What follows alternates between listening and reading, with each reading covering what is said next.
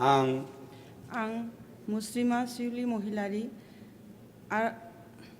आसाम आयेन आफादनि सोद्रोमा सायख'जानायाव इसोरनि मुङै समायखिरा लायोदि आयेन खान्थिजों सुजुजानाय भारत संबिजितनि सायाव आंहा नंगुबै फोथायनाय आरो गनायनाय थागोन।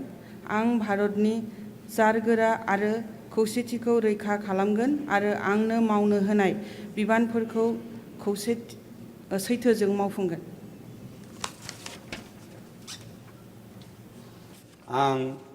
आं मुस्रिमा शिउली महिलारी आसाम आयेन आफादनि सोद्रोमा सायख'जानायाव इसोरनि मुङै समायखिरा लायोदि आयेन खान्थिजों सुजुजानाय भारत संबिजितनि सायाव आंहा नंगुबै फोथायनाय आरो गनायनाय थागोन।